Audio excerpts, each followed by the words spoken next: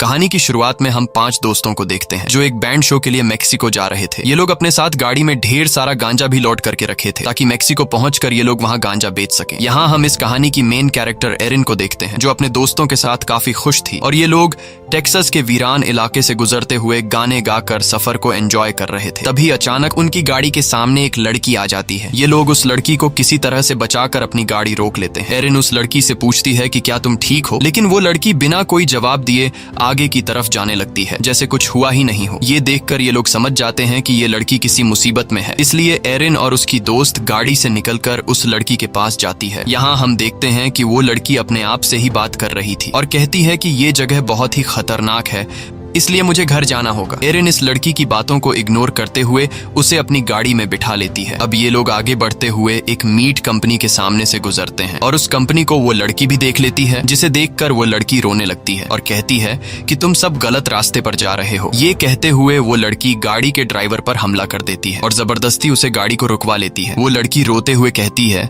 कि वो बहुत ही बुरा इंसान है, उसने सभी को मार डाला और वो आदमी तुम्हें भी नहीं छोड़ेगा, तुम सभी के सभी यहाँ पर मरने वाले हो। ये कहते हुए वो अपने मुंह में गन को रखकर खुद को शूट कर लेती है। यह देखकर गाड़ी में मौजूद सभी लोग काफी डर जाते हैं और तुरंत गाड़ी से बाहर निकल आते हैं। अब उन्हें कुछ भी समझ नहीं आ रहा था कि इस डेड बॉडी का क्या किया जाए। ये लोग पुलिस को भी इस डेड बॉडी की इंफॉर्मेशन नहीं दे सकते थे क्योंकि उनकी गाड़ी में ढेर सारा गांजा रखा गया था और अगर पुलिस को वो गांजा मिल जाता तो पुलिस इन्हें अरेस्ट कर लेती। अब काफी टाइम सोचने के बाद ये लोग फैसला कर लेते हैं कि हम इस डेड बॉडी के बारे में पुलिस को इंफॉर्मेशन देंगे। इसके बाद कैंपर नाम का एक लड़का गाड़ी में रखा गया सारा गांजा एक जगह में छुपा लेता है और ये लोग डेड बॉडी को लेकर पुलिस स्टेशन की तरफ जाने लगते हैं। लेकिन उन्हें क्या पता था कि उस लड़की की डेड बॉडी को पुलिस के पास ले जाने का फैसला इनकी लाइफ की सबसे बड़ी गलती साबित होने वाली थी। कुछ दूर आगे आने के बाद जब उन्हें पुलिस स्टेशन नहीं मिलता तब ये लोग एक फूड स्टोर के पास अपनी गाड़ी रोकते हैं और अंदर जाकर ये लोग स्टोर की ओनर को सारी बात बता देते हैं। इनकी पूरी बात सुनने के बाद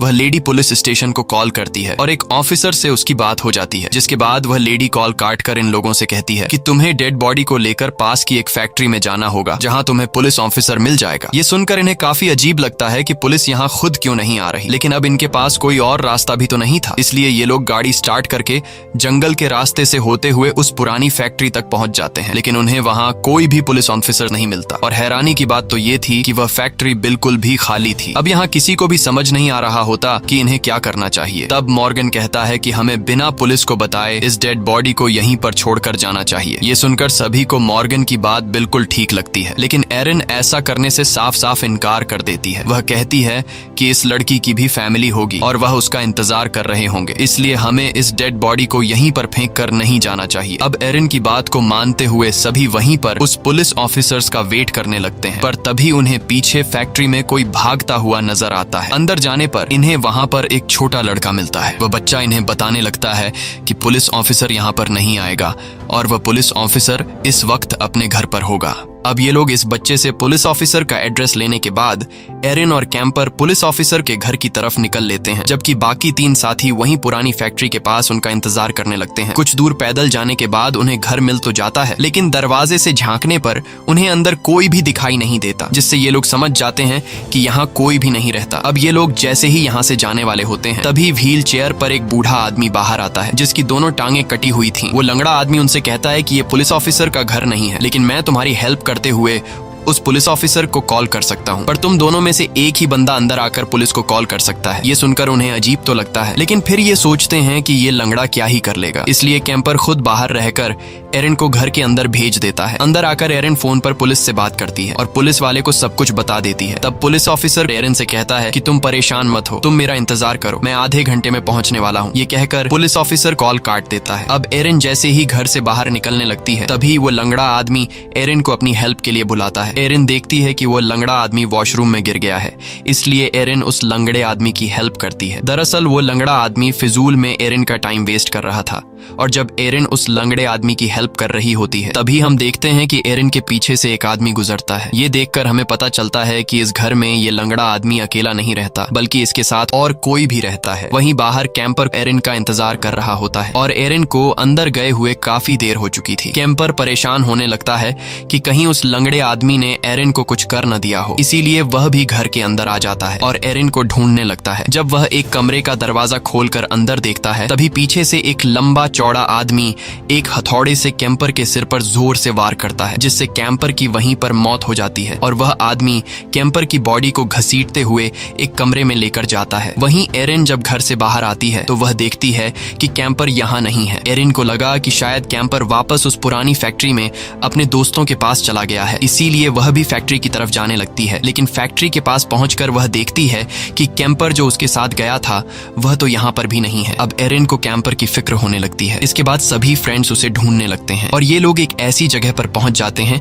जहां पर ढेर सारी लावारिस गाड़ियां खड़ी थीं, लेकिन इन्हें कैंपर यहां भी नहीं मिलता। अब ये लोग समझ जाते हैं कि कैंपर उसी घर के आसपास है, इसीलिए ये सभी फिर से उस घर के पास जाते हैं। एरिन देखती है कि वह बूढ़ा आदमी घर के बाहर ही बैठा हुआ है। अब यहाँ एरिन उस बूढ़े आदमी का बातों में उसका ध्यान भटकाती है और मौका मिलते ही एरिन का दोस्त एंडी घर के अंदर चला जाता है। अंदर आकर वह अपने दोस्त को ढूंढने लगता है, लेकिन अंदर उसे कैंपर कहीं पर भी नहीं मिलता। और जब वह किचन में आता है तो वह देखता है कि यहाँ हर तरफ स्किन के टुकड़े लटके हुए हैं। यह देखकर एंडी बहुत ज्यादा घबरा जाता है। अब यहाँ घर की ओर जांच पड़ताल करते हुए एंडी गलती से एक बॉक्स नीचे गिरा देता है, जिसकी आवाज सुनकर एरिन दौड़ते हुए घर के अंदर आ जाती है और वह लंगड़ा आदमी भी एरिन के पीछे अंदर आ जाता है। वह लंगड़ा आदमी जब एरिन के साथ एंडी को देखता है तो उसे काफी गुस्सा आ जाता है। वह समझ जाता है कि एरिन ने मुझे बातों में उलझाकर अपने दोस्त को चुपके से घर के अंदर भेजा। वह लंगड़ा आदमी अपने डंडे को फ्लोर पर मारते हुए कहता है, come on boy bring it. ये सुनते ही लेदर फेस एक चेनसॉ लेकर वहाँ पर आ जाता है, जिसे देखकर ये दोनों वहाँ से भागने लगते हैं। अब यहाँ एरिन तो किसी तरह करके बचकर भागने में कामयाब हो जाती है, लेकिन लेदर फेस एंडी को पकड़ लेता है और वो एंडी का एक पैर काट लेता है। इसके बाद लेदर फेस एंडी को उठाकर नीचे बेसमेंट में ले जाता है, जहां वो उसे एक मीट हुक पर लटका देता है। लटकाने के बाद वो उसके कटे हुए पैर पर नमक डालने लगता है और फिर उसके कटे हुए पैर पर पेपर लपेट देता है ताकि उसे ज्यादा दर्द महसूस हो। यहाँ पर हम देखते हैं कि लेदर फेस कैंपर के चेहरे की खाल उतार देता है और उसका अपने लिए एक फेस मास्क बना लेता है। इसके बाद वो अपना पुराना मास्क उतारता है, तब हम उसके असली चेहरे को देखते हैं जो देखने में काफी ज्यादा डरावना लग रहा था। वहीं दूसरी तरफ एरिन फैक्ट्री पहुंचकर अपनी गाड़ी को स्टार्ट करने की कोशिश करती है, लेकिन गाड़ी स्टार्ट नहीं हो रही थी। तभी वहां पर वो पुलिस ऑफिसर भी आ जाता है जिसे एरिन ने कॉल किया था। पुलिस को देखकर ये सभी काफी खुश हो जाते हैं और सुकून की सांस लेने लगते हैं। ये लोग उस पुलिस ऑफिसर को पूरी बात समझा देते हैं कि यहाँ एक बहुत ही खतरनाक आदमी रहता है जो सभी लोगों को मार रहा है। पुलिस ऑफिसर कहता है कि मैं पिछले कई सालों से यहाँ पर ड्यूटी दे रहा हूँ, लेकिन मुझे तो कोई ऐसा आदमी नहीं दिखाई दिया। अब यहाँ अचानक उस पुलिस ऑफिसर की इनकी गाड़ी में ड्रग्स पर नजर पड़ती है, जिसे देखकर पुलिस ऑफिसर काफी ज्यादा गुस्सा हो जाता है और वो उन तीनों को गाड़ी से बाहर निकालकर जमीन पर लिटा देता है और उनके सिर के पास गोली चलाकर कहता है कि नशे की हालत में तुम लोगों ने ही उस लड़की को मार डाला है। अब ये लोग जब नहीं मानते तब पुलिस ऑफिसर मॉर्गन को अपने साथ गाड़ी के अंदर ले जाता है और उससे कहने लगता है कि जैसे उस लड़की ने खुद को मारा था ठीक उसी तरह तुम करके मुझे दिखाओ। इसके बाद ऑफिसर मॉर्गन को गन देता है और वो उसे गन को अपने मुंह में रखने के लिए फोर्स करने लगता है। अब मॉर्गन जब अपने मुंह के अंदर वेपन रखता है तब वो ऑफिसर मॉर्गन से कहता है कि ट्रिगर प्रेस करो। ये सुनकर मॉर्गन काफी घबरा जाता है और वो गन सीधा उस पुलिस ऑफिसर पर तान देता है। मॉर्गन उस पुलिस ऑफिसर को मारने की कोशिश तो करता है, लेकिन बदकिस्मती से उस गन में बुलेट्स नहीं होती, क्योंकि पुलिस ऑफिसर पहले ही उस वेपन से बुलेट्स निकाल चुका होता है। यहाँ उस पुलिस ऑफिसर को मॉर्गन पर काफी गुस्सा आ जाता है और अब एक पुलिस ऑफिसर पर गोली चलाने के जुर्म में वो मॉर्गन को पकड़कर अपने साथ गाड़ी में पुलिस स्टेशन की तरफ ले जाने लगता है। काफी दूर आ जाने के बाद हम देखते हैं कि वो पुलिस ऑफिसर मॉर्गन को पुलिस स्टेशन ले जाने के बजाय लेदर फेस के घर पर ले आता है, जिससे हमें पता चलता है कि ये पुलिस ऑफिसर भी लेदर फेस से मिला हुआ है। यहाँ पर एरिन अपनी गाड़ी को स्टार्ट कर लेती है, लेकिन जब वो उसे ड्राइव करने लगती है तो उस गाड़ी के टायर्स निकल जाते हैं, यानी कि इन्हें फंसाने के लिए किसी ने उनकी गाड़ी के नट बोल्ट्स पहले से ही निकाल दिए थे। अब इससे पहले कि ये दोनों लड़कियां कुछ समझ पाती तभी लेदर फेस वहां पर अपना चेनसॉ लेकर आ जाता है और वो उनकी गाड़ी पर हमला कर देता है। अब यहाँ एरिन की फ्रेंड खुद को बचाने के लिए गाड़ी से निकलकर भागने लगती है, तब लेदर फेस भी उसका पीछा करने लग जाता है। एरिन की फ्रेंड अपने आप को बचाने की काफी कोशिश करती है, लेकिन लेदर फेस उसे अपने चेन सॉ से काट डालता है। एरन गाड़ी में बैठी हुई अपनी आंखों के सामने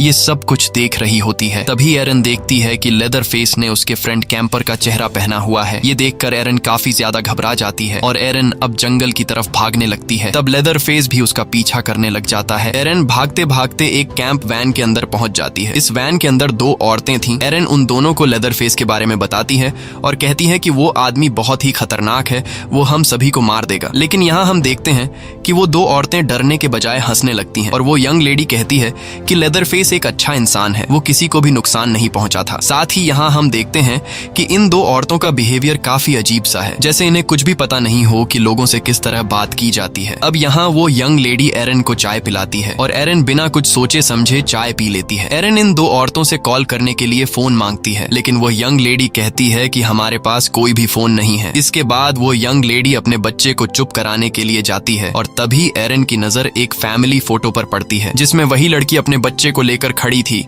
जो उन्हें रोड के बीच में मिली थी। लेकिन परेशान करने वाली बात यह थी कि फोटो में उस लड़की के पास जो बच्चा था वो अब उस यंग लेडी के पास था। ये सब देखकर एरन समझ जाती है कि वो भी अब यहाँ फंस चुकी है। तभी यहाँ इन लोगों का फोन बजने लगता है। एरन जब उस रूम में जाती है तो वो देखती है कि वो यंग लेडी फोन पर किसी से बात कर रही है और कुछ देर पहले जब एरन ने उस यंग लेडी से फोन मांगा था तब उस यंग लेडी ने कहा था कि हमारे पास फोन नहीं है। इस तरह से उनका एक और झूठ भी पकड़ा जाता है। एरन उस यंग लेडी पर चिल्लाती है कि यह बच्चा तुम्हारा नहीं है बल्कि तुमने इसे चुराया है। अब इससे पहले कि एरन कुछ कर पाती तभी वो नीचे गिरकर बेहोश हो जाती है। दरअसल कुछ देर पहले एरन ने जो चाय पी थी उस चाय में इन लोगों ने कुछ मिलाया हुआ था। यहाँ पर हमें पता चलता है कि वो दोनों औरतें लेदर फेस के साथ मिली हुई हैं। कुछ देर बाद जब एरन को होश आता है तो वो अपने आप को रस्सियों से बंधी हुई पाती है और इस फैमिली ने उसे चारों तरफ से घेरा हुआ था। यहाँ हम इस पूरी फैमिली को एक साथ देख पाते हैं। लेदर फेस की मदर, उसकी वाइफ, लेदर फेस का लंगड़ा भाई और उसका छोटा बेटा जेड को भी इन्होंने किसी दूसरी फैमिली से चुराया है। यहाँ लेदर फेस की मदर एरन को बताती है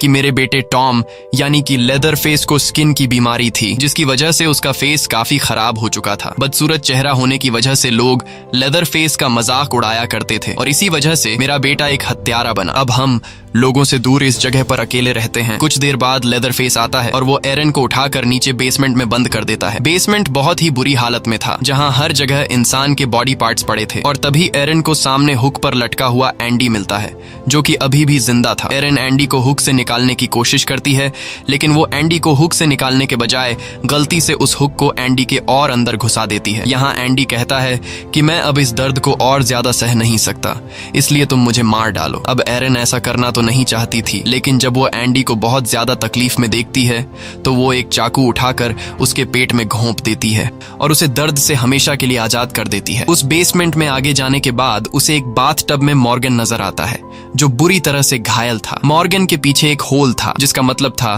कि उसे भी लटकाया गया था। मॉर्गन बहुत ही तकलीफ में था। एरन जैसे तैसे करके उसे बाथटब से बाहर निकालती है और तभी वो बच्चा वहां पर आ जाता है जो बच्चा इन्हें फैक्ट्री में मिला था। वो बच्चा इनके लिए खतरा नहीं था बल्कि वो इनकी हेल्प करना चाहता था। वो बच्चा इन दोनों को अपने पीछे लेकर जाता है। बच्चे की मदद से दोनों एक सीक्रेट रास्ते से वहां से बाहर निकलने लगते हैं लेकिन तभी लेदर फेस उन्हें देख लेता है और वो अपना चेन सॉ लेकर तेजी से उनके पीछे दौड़ने लगता है। अब यहाँ वो बच्चा इन दोनों को एक सीक्रेट रास्ते से बाहर निकालने लगता है। मॉर्गन तो जैसे तैसे करके बेसमेंट से बाहर आ जाता है लेकिन जैसे ही एरन बाहर निकलने वाली होती है तभी लेदर फेस उसका पैर पकड़ लेता है और वो एरन को नीचे की तरफ खींचने लगता है। लेकिन यहाँ वो बच्चा लेदर फेस के हाथ पर काट लेता है जिस वजह से लेदर फेस के हाथ से एरन छूट जाती है और एरन भी जल्दी से बेसमेंट से बाहर निकल आती है। अब यहाँ एरन एंडी को अपने साथ लेकर सामने के एक पुराने घर में छिप जाते हैं लेकिन लेदर फेस उनका पीछा छोड़ने का नाम ही नहीं ले रहा था और वो भी उनके पीछे इस पुराने घर में आ जाता है। एरन जल्दी से मॉर्गन को अलमारी में छिपा देती है और खुद भी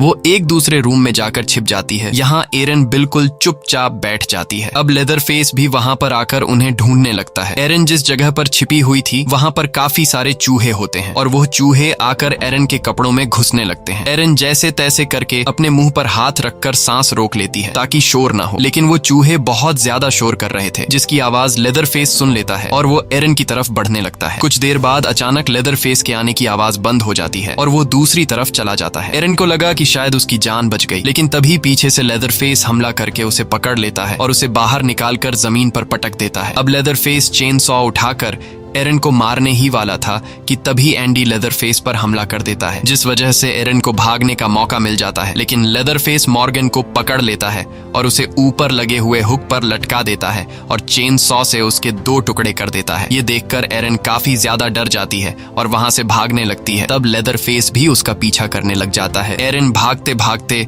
सामने लगे फेंस की तार को पार करके निकल जाती है, लेकिन जब लेदरफेस उस फेंस की तार में से होते हुए निकलता है तब उसका पैर उस फेंस की तार में फंस जाता है, जिससे वो नीचे गिर जाता है और गलती से उसकी अपनी ही चेन सॉ उसके पैर पर चल जाती है, जिससे वो बुरी तरह से घायल हो जाता है। एरन भागते हुए एक रोड पर आ जाती है और तभी सामने से एक गाड़ी आती है, जिसे एरन रोक कर मदद मांगती है, लेकिन वो गाड़ी वाला एरन को इग्नोर करके चला जाता है, क्योंकि उसे पता था कि यह जगह बहुत ही खतरनाक है। अब एरन मायूस होकर रोड के दूसरी तरफ भागने लगती है और भागते भागते वो एक कंपनी के सामने आ जाती है। एरन जल्दी से उस मीट कंपनी के अंदर जाकर एक बड़े से मीट के अंदर छिप जाती है और कुछ ही देर बाद लेदरफेस भी एरन का पीछा करते हुए वहां पर पहुंच जाता है और वो एरन की सिसकने की आवाज सुन लेता है। तभी पीछे से लेदरफेस चेन सॉ से उस मीट पर हमला कर देता है, जिसके अंदर एरन छिपी हुई थी। अब एरन समझ जाती है कि लेदरफेस उसका पीछा नहीं छोड़ेगा, इसलिए वो लेदरफेस से लड़ने का डिसाइड करती है। वो सामने रखा एक क्लीवर उठाकर अलमारी में छिप जाती है और जैसे ही लेदरफेस उसके सामने आता है,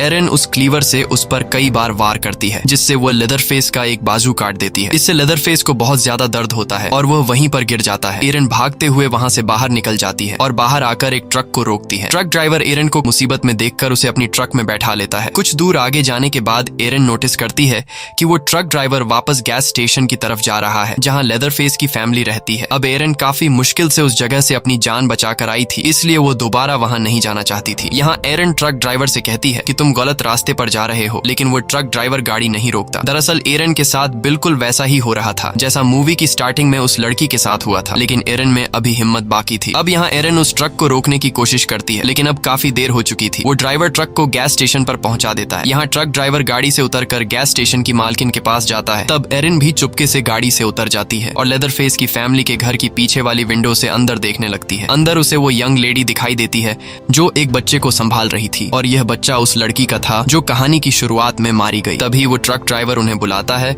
और उसकी बात सुनने के लिए वो सभी ट्रक ड्राइवर के पास चले जाते हैं। अब मौका देखते ही एरन जल्दी से अंदर जाकर उस बच्चे को उठा लेती है। यहाँ हमें पता चलता है कि वो ट्रक ड्राइवर भी उसी फैमिली के साथ मिला हुआ था, इसीलिए वो एरन के लिए गाड़ी नहीं रोक रहा था। वो ट्रक ड्राइवर उन लोगों को बता देता है कि मैं उस लड़की यानी कि एरन को वापस लेकर आया हूँ। अब वो यंग लेडी जब वापस रूम में आती है तो वो देखती है कि वहाँ बच्चा नहीं है, क्योंकि एरन उसे वहाँ से लेकर भाग चुकी थी। अब उस ट्रक ड्राइवर के बताने पर वो पुलिस ऑफिसर जो इसी फैमिली का मेंबर था, वो ट्रक को चेक करने लगता है, लेकिन अंदर उसे ट्रक में एरन दिखाई नहीं देती। दरअसल एरन उसी पुलिस ऑफिसर की गाड़ी में बैठी होती है। अब इससे पहले कि वो पुलिस ऑफिसर कुछ समझ पाता, तभी एरन गाड़ी स्टार्ट करके जोर से उस पुलिस ऑफिसर को टक्कर मारकर नीचे गिरा देती है। अब यहाँ एरन भागने के बजाय गाड़ी को रिवर्स करती है और उस पुलिस ऑफिसर को फिर से कुचलती है और फिर आखिरी बार उस पुलिस ऑफिसर पर गाड़ी चढ़ाकर उसे कुचल कर मार डालती है। अब एरन अपनी जान बचाकर निकलने लगती है, लेकिन तभी बीच रास्ते में लेदरफेस चेन सॉ से उस पर हमला कर देता है। पर लेदरफेस एक हाथ से एरन का कुछ भी नहीं बिगाड़ पाता और फाइनली